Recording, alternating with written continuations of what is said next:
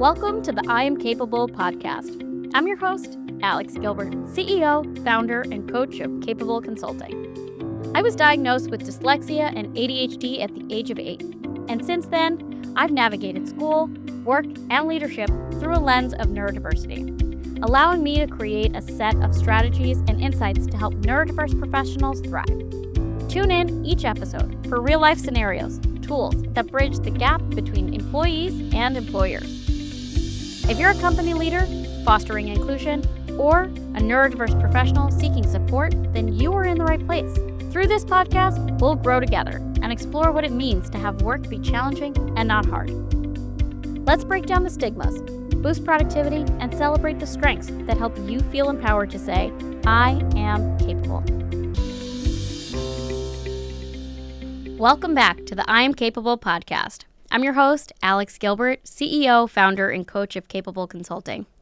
Today, we're going to be talking about a topic that I have been talking about pretty much since I started Capable Consulting, and that is neurodiversity at work.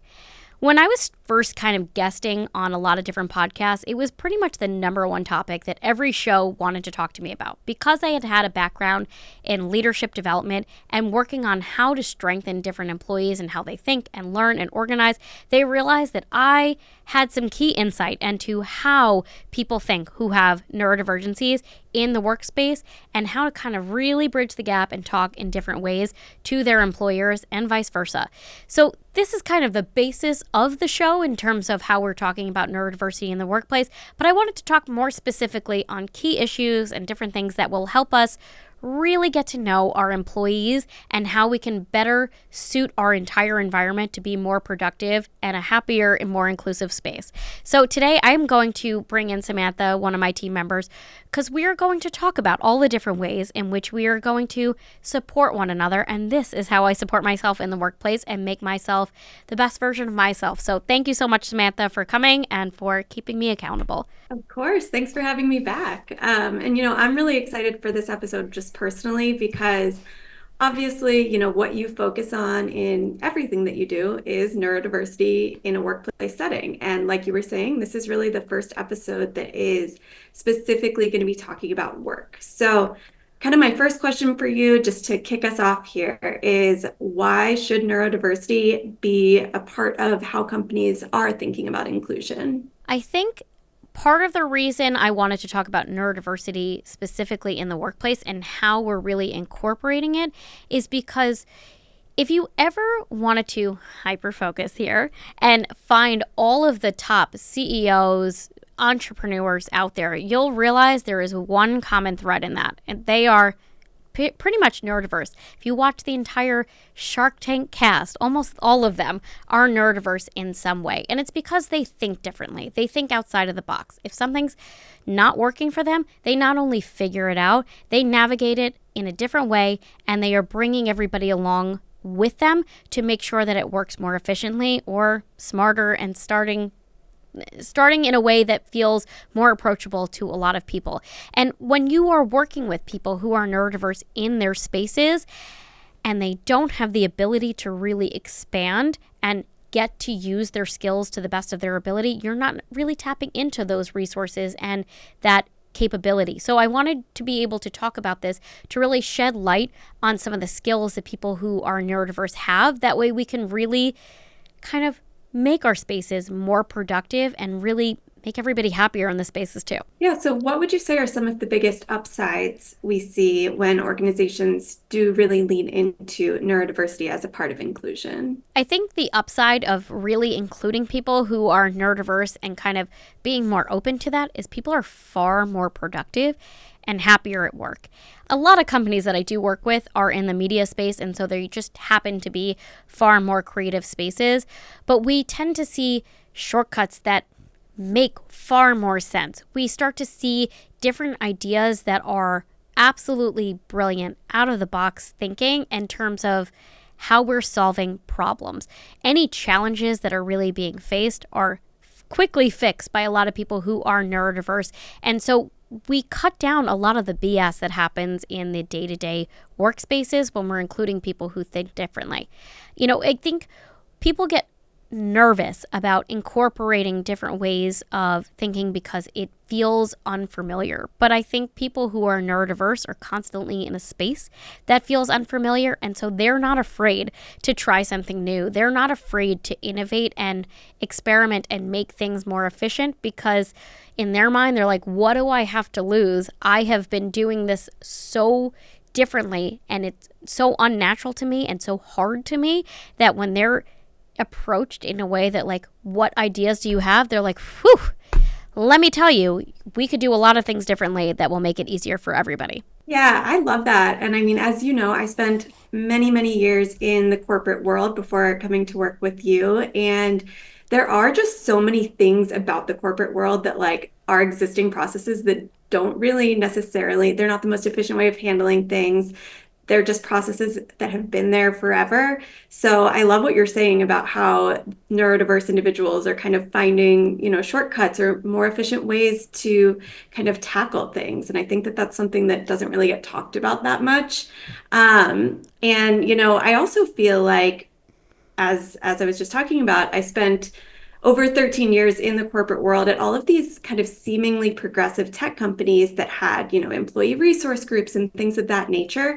But just kind of speaking from my experience, I never really saw or heard anything about neurodiversity in those settings. So why do you feel like it doesn't get as much attention, or why do you feel like it's so important that it does get more attention? I think it doesn't necessarily get so much attention outright in the space because people are not seeing it. And we've talked about this in a lot of different episodes that talking about neurodiversity is so different in the dynamic of disabilities or DEI conversations, and people don't tap into it.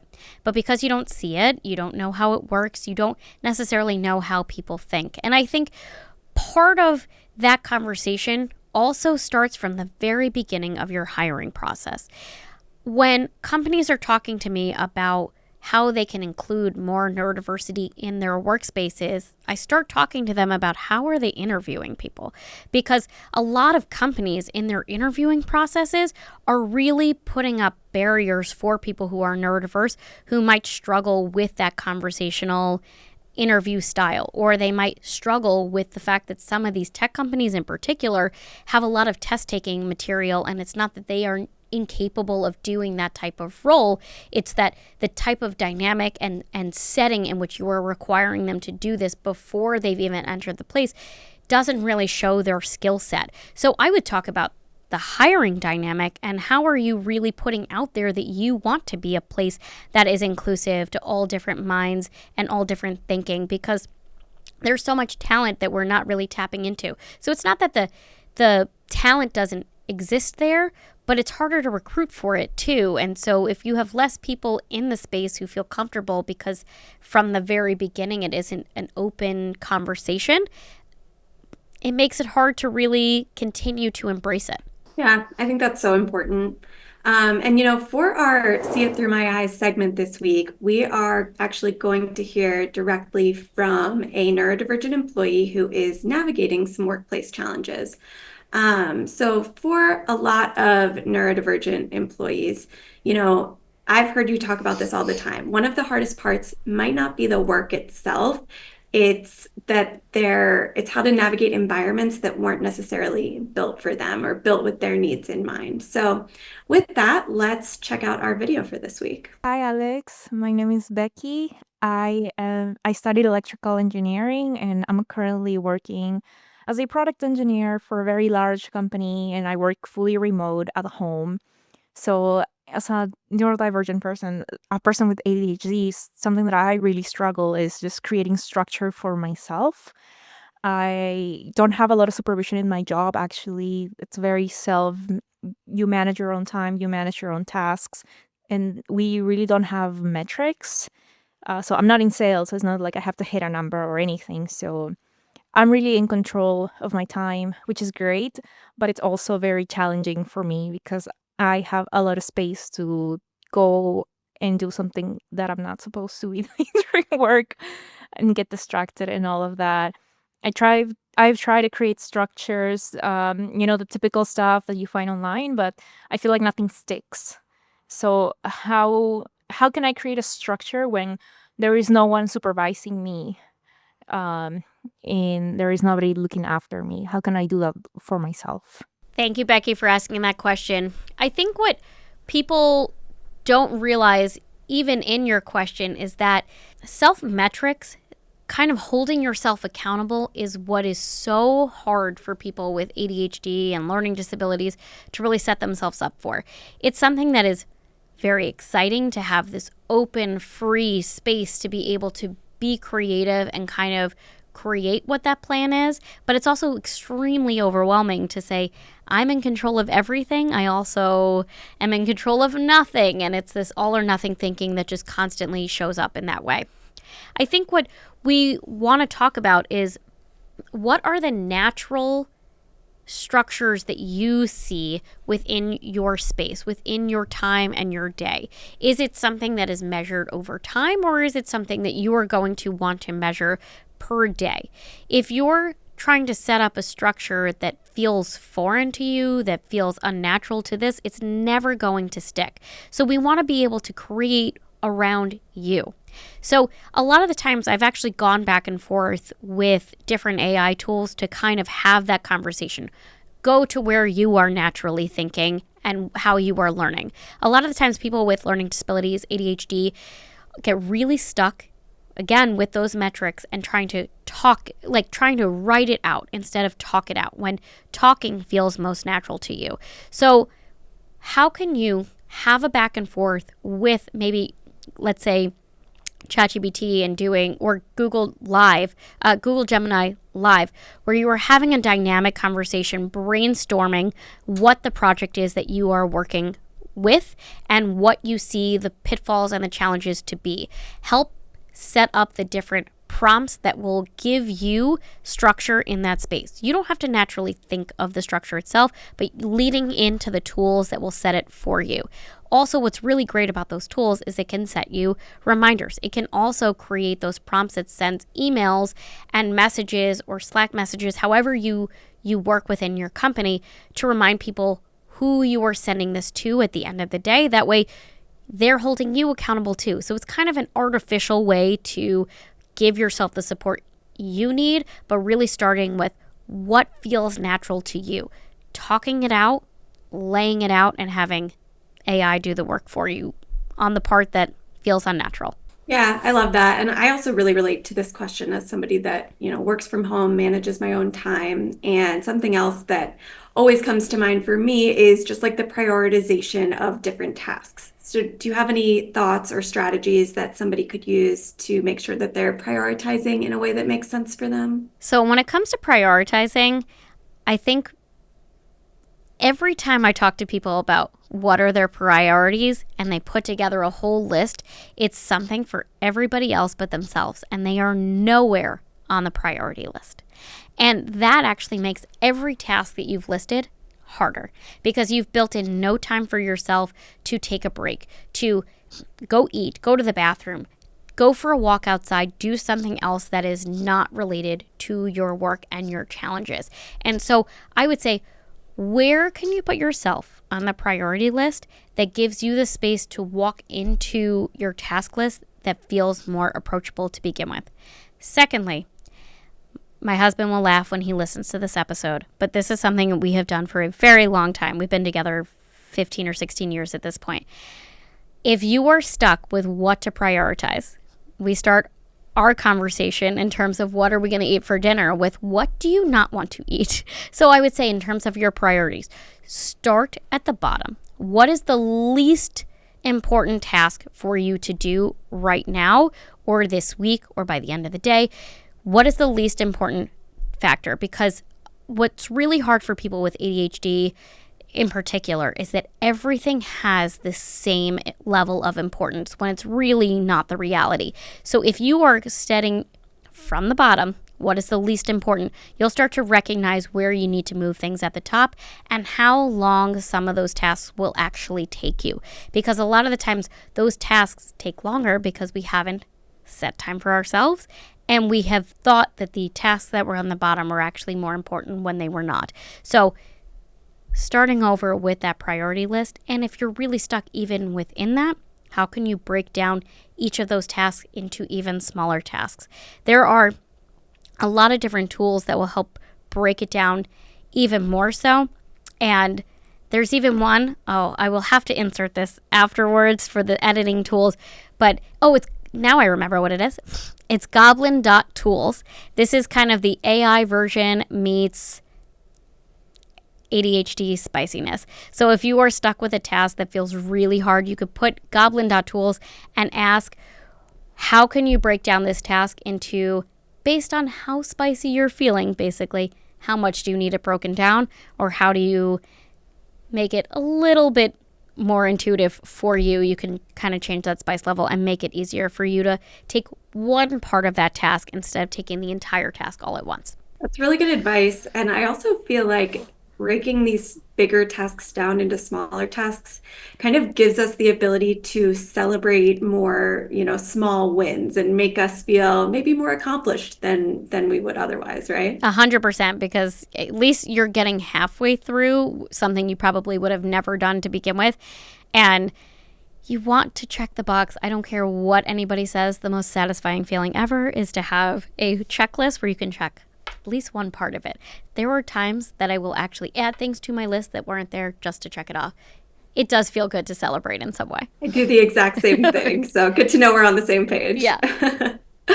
So let's kind of look at this from the other side now. So Beckie's question was great. And there are also some challenges that employers face when it comes to kind of supporting their neurodiverse talent, right? Just in working with you, you've talked about how you've seen firsthand some of the frustrations that companies or employers kind of feel when they're dealing with neurodiverse employees who do think differently. So I feel like our audience would really like to hear more about that from the company's perspective. That's a great perspective. I think how I want to approach this, I'll use Beckie as the example of doesn't have any measurements, and we're talking about the employer who has set those priorities. I think a lot of the times what the expectations are from the employee side is, what is going on? How are you keeping up? What are things that you can constantly keep me at bay, that I don't have to hover over you to know that things are moving, and that I don't also have to hover over you to tell you exactly what to do. I think companies are really looking to hire people to do the job well, and they know when they are hiring these employees who are these creative thinkers and make things happen themselves, they just want to be kept in the know. They want to be not caught off guard in a big meeting. They want to be able to have presentations that include a lot of the information that you're doing, and maybe setting up in your conversations, what can you lay out in terms of maybe a paper trail of your thought process that you're hoping that Beckie would do, or vice versa for Beckie to lay out all of the different steps that she is taking to make something happen.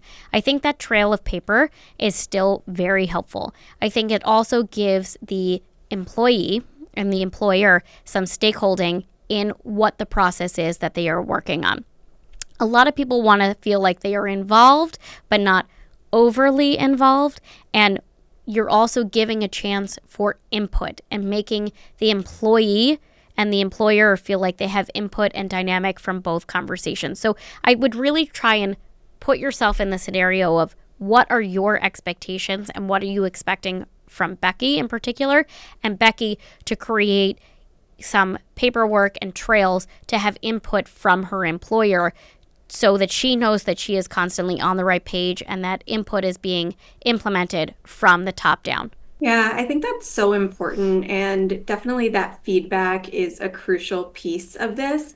I'm curious, what are maybe some other things that company leaders could do to make sure that somebody in these roles is feeling supported and feeling valued?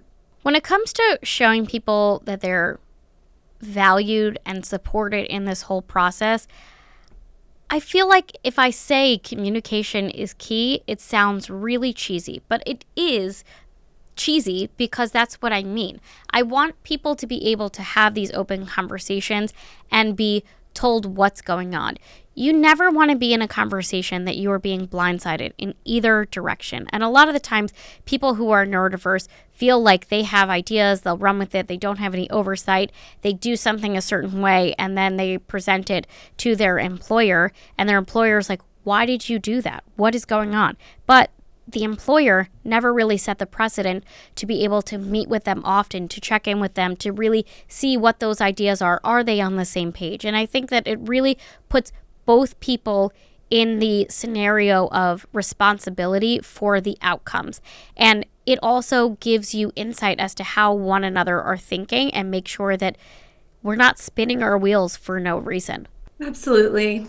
And just to kind of switch back to something that you talked about at the beginning, hiring practices. There's a study that says that 81% of neurodiverse people think that their neurodiversity has impacted their ability to get a job. So that just shows us that, traditional hiring processes don't always show off the strengths and the assets of people with neurodiversity. So how can companies really start to rethink that? When it comes to hiring practices and really thinking about what is the pool of employees that they are not reaching out to, I would say think inwards. What do you want your environment to be in? When I talk to people who are looking for jobs, I'm telling them to look for the red flags, meaning this will not work for me for a number of different circumstances, whether it's the style in which they have the office setting or the hours or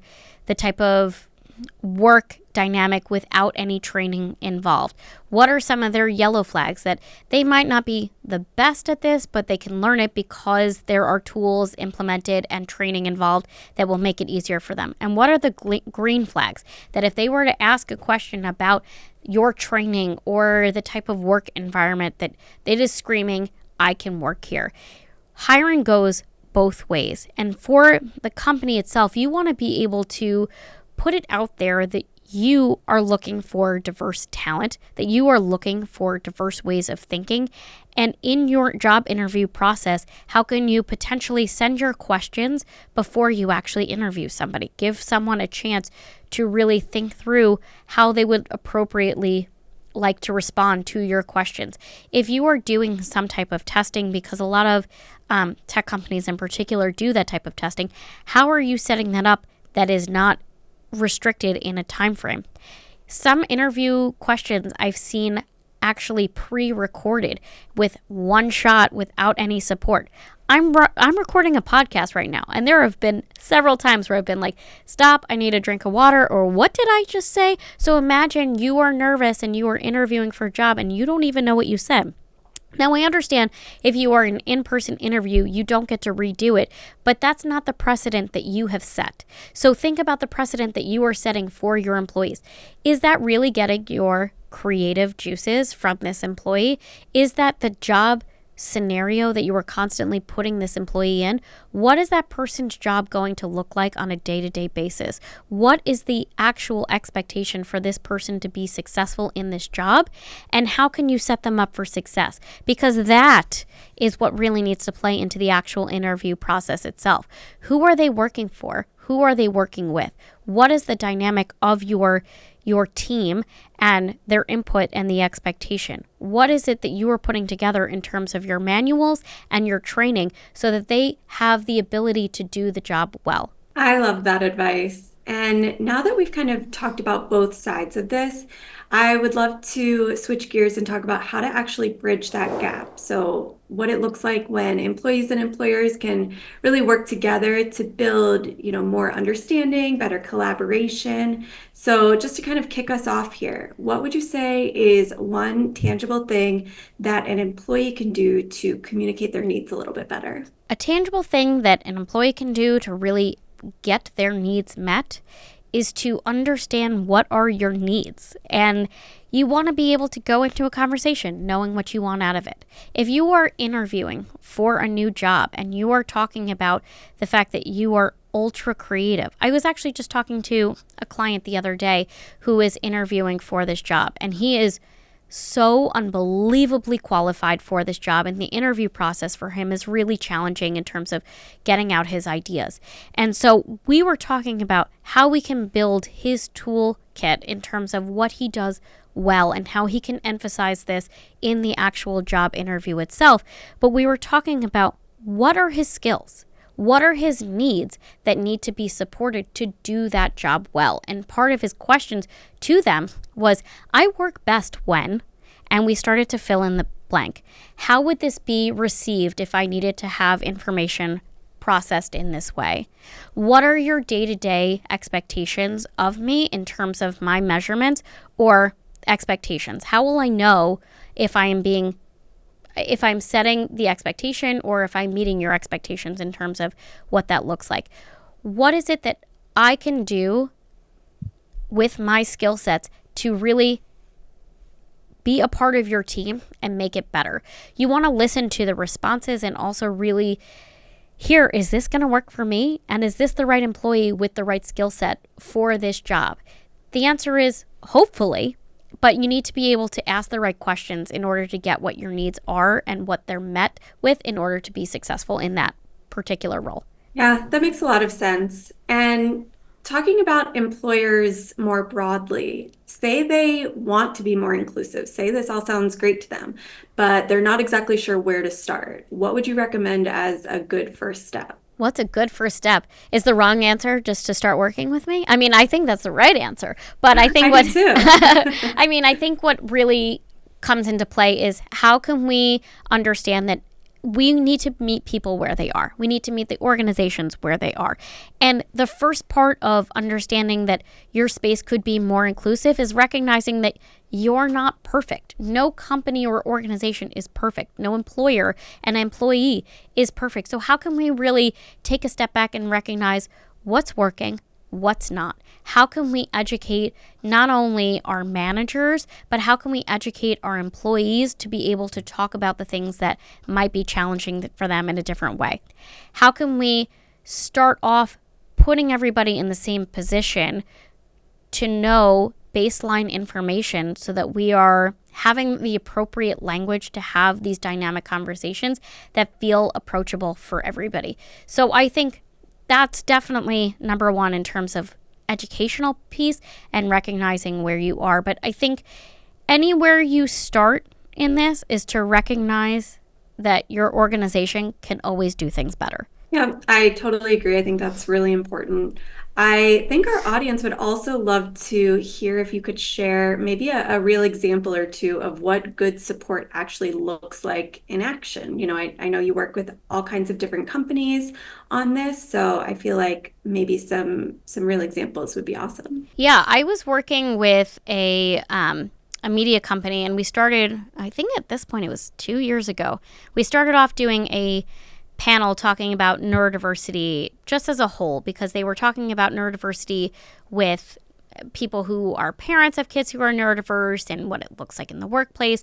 And we started off with a panel, and this was the first time that a lot of the employees kind of raised their hands to not only say, I have ADHD or I'm autistic. And it was really interesting to kind of be vulnerable in that space, but also recognize that this wasn't just something that happens at home. This was something that happens in our workplace. And what does that look like?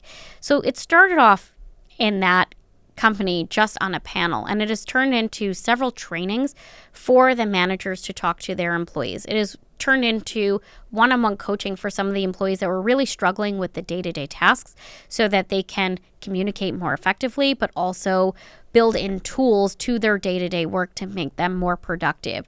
Overall, the company being accepting to the fact that they wanted to help their employees and provide tools. We're doing it in so many different companies. Every company that I've ever worked with has a ton of leadership roles and conferences and other things that they're doing in every perspective. Why not neurodiversity?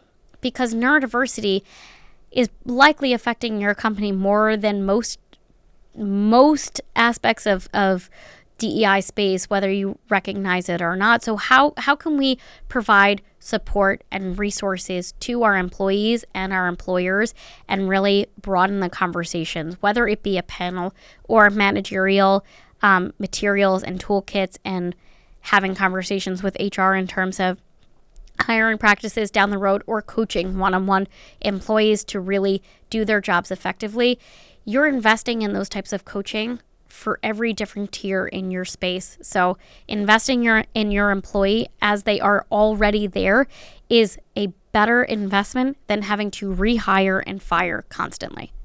Absolutely. I think that was all amazing and really helpful to hear. And I personally have really enjoyed this conversation. So with that, I would love to throw a few rapid fire questions for you. Oh my goodness. You ready? All right. I think I'm ready. Okay. All right, Let's let's go. do it. Okay, first, what is your go-to comfort meal? Go-to comfort meal. Ooh, I feel like this has actually changed since I had my second daughter. But my second daughter, I swear I thought she was going to turn into a smash burger. I was really into smash burgers when I was pregnant with her. So that's probably my most recent comfort meal. A good smash burger, some fries, and maybe some roasted Brussels sprouts. I love it. A cheeseburger is my number one favorite food of all time. So same page. Oh, yeah. All right, next. Are you an early bird or a night owl? Early bird or night owl? I would say more likely early bird, although I think that was before I had kids and before they woke me up, before I was ready to get up. But I would probably say early. I don't like the snooze button. I didn't even know the snooze button exists. I know I feel very out of sorts when I tell that to people with ADHD. I think it was more anxiety and trauma induced, but I don't press the snooze button. So my alarm is off. I am up. I am out of bed and I am ready to go. That is pretty impressive. I can't say I've talked to too many people with that experience. Yeah, it is. Again, it might be a trauma response, but it is certainly how my life has gone. Hey, it's working for you. All right. And last up, what is one small thing that just instantly boosts your mood? Instantly boosts my mood. Well, I would say coffee and a walk is usually one of them, but I would say also a random dance party. My sister and I are going to see Backstreet Boys, and I am very excited to go to Vegas to see Backstreet Boys. So if I was going to play some boy band and dance around, that will definitely put me in the mood. I'm not going to pretend that I didn't drive and listen to Backstreet Boys on the way here. I did. Definitely that. I love it. I'm such a millennial. All right. Well, thanks for answering my questions today. Thanks, Samantha, and thanks for always holding me accountable and asking me really good questions that helped us really talk about neurodiversity in the workplace. And thank you so much for listening. If you're a neurodiverse adult navigating challenges in your career or a company looking to become more inclusive, visit us at capableconsulting.com. To get in touch with us, email us at podcast@capableconsulting.com. Follow us on social media at I Am Capable. And don't forget to subscribe to the podcast on YouTube, Apple, Spotify, or wherever you find your favorite shows. Thanks for joining us, and we'll see you next time. Thanks so much for watching and listening to the I Am Capable podcast. My mission is to make sure that with the right strategies, neurodiverse employees and their companies are able to increase productivity, improve communication, and create an environment where everyone feels valued. Through one-on-one coaching, I help neurodiverse professionals gain clarity, build confidence, and develop personalized tools to succeed at work. For companies, Capable Consulting offers custom workshops and trainings designed to help your teams better understand and support a dynamic, neurodiverse workforce. Whether you are navigating career shifts, college transitions, or you are looking for community through the ADHD Lounge, I'm here to help. Let's build a workplace where everyone can thrive. Visit capableconsulting.com to learn more and connect with me today.